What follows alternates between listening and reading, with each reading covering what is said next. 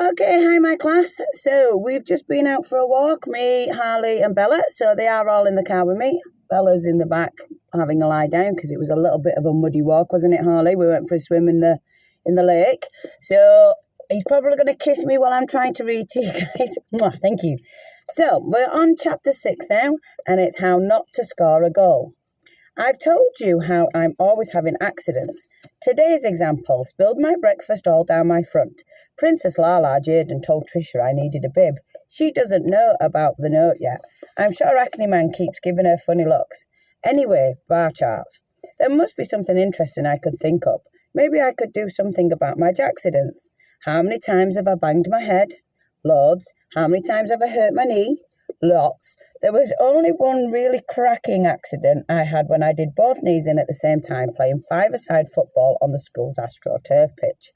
I was racing about thinking how fantabulous it would be to actually score. All at once I had the ball at my feet and the goal was right in front of me. And everyone was shouting and yelling and my foot smashed into the ball.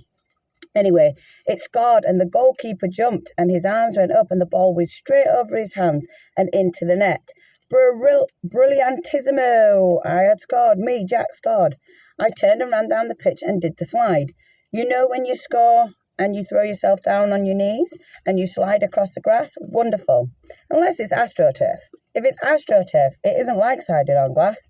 It's like sliding across a cheese grater. It took all the skin off my knees. Talk about ow. But it was worse than even that.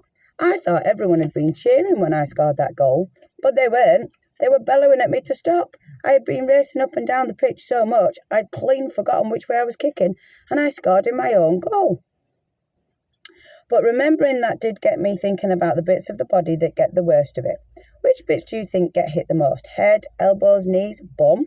Maybe I should do a bar chart about that. I'll think about it. I was still thinking about it when the doc came round and round the ward checking the charts and that hang on the ends of the bed and generally making sure we were still breathing and hadn't died. He looked me up and down, narrowed his eyes. He's got bad news, I thought. He always narrows his eyes when he's got bad news. You must be pretty fed up being stuck in the hospital bed, he began. So as of today, you can start sitting up and tomorrow we're going to get you up on your feet. I almost leaped up there and then. Really? He gave me a broad smile. Thought that might cheer you up. Your leg's doing pretty well, and I think it's time we got them moving properly. A little bit of gentle exercise. I'll speak to your physio and get it set up. They'll show you what you can do and what you should avoid for a while. A few days practice, then you can go home. Home? That music to my ears. It was like a big brass band trumpeting all the way down the hospital corridors. Ta-ta-ta-ta-ta! Jack Lemming can get up. Pa-pa-pa-pa-pa-pa! Jack Lemming can go home. Pish! The pish was the big cymbals bit at the end. You burp in my face. As soon as the doc had gone, I announced the news to the whole ward. Ashley came across and performed the grand ceremony of the sitting up. My pillars are a frame that can be tilted at different angles. He has to set it up for me, so at the moment, but at least I could sit up and see a bit more. Liam seemed pretty chirpy as well. I'm going home too, he said. Princess Lala turned her back to the pair of us. I guess she was staying. I wish she'd smile sometimes. Uh-oh, said Liam. Watch out, here comes your little Miss Weirdo. Don't know what you see in her. She doesn't even talk. Makes a good listener, I explained. Watching Maisie skip onto the ward with Kathy. I can say stuff to her that I might not say to anyone else. Weirdo, Liam repeated before darting off to his bed cave. Kathy and Maisie came straight across. She wanted to come and see you, said Kathy. Don't ask me why. Maisie's eyes sparkled. She settled in the chair beside me while Kathy watched. She likes coming to see you, so what do you two talk about? I shrugged. Secrets, I suppose.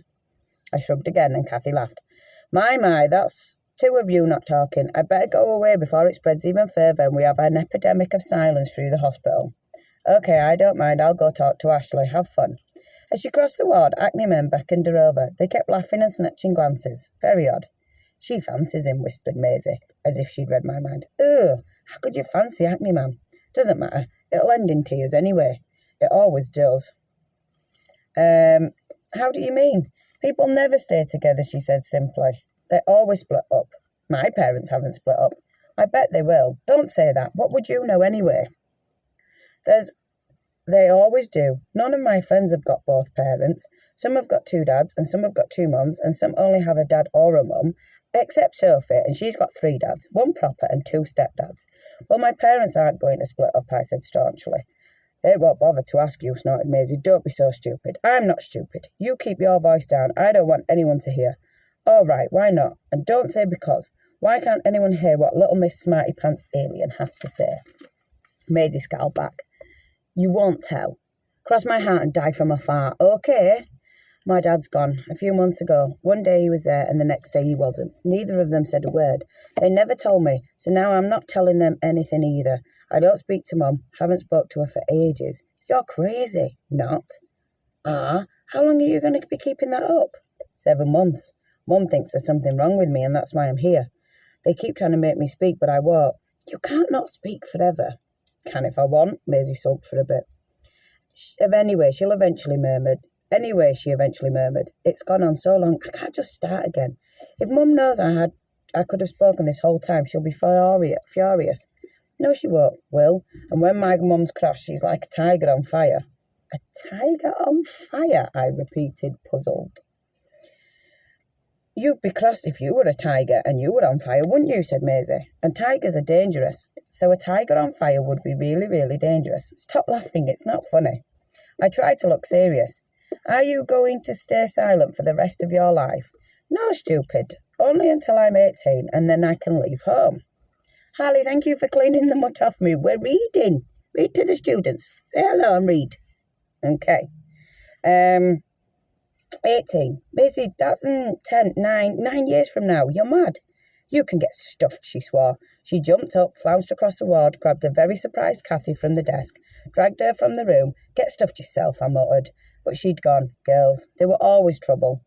I didn't have much time to think about it, though, because shortly after that, Acne Man came over with some news. There's a visitor for you tomorrow. A man phoned and asked if it'd be all right, and I said yes, and you wouldn't be going anywhere. He grinned at me and went on. He seems to think it was important, and he needed to speak to you. He's an inspector, he said. Probably going to arrest you. Looking at Acne Man's face, I could see that he thought he was making a joke. Some joke. I could only nod. My mouth had gone totally dry. I was numb from my toes to the tips of the hair on my head. This was it. Tomorrow was going to be doomsday, and there was nothing I could do about it and nowhere to run, because I had a broken leg and couldn't run at all. There's no escapes. I wondered if there'd be handcuffs. Right, guys, so that's the end of chapter 6, and I'm going to start chapter 7, but on a new video, and hopefully Harley won't lick me as much on this next video.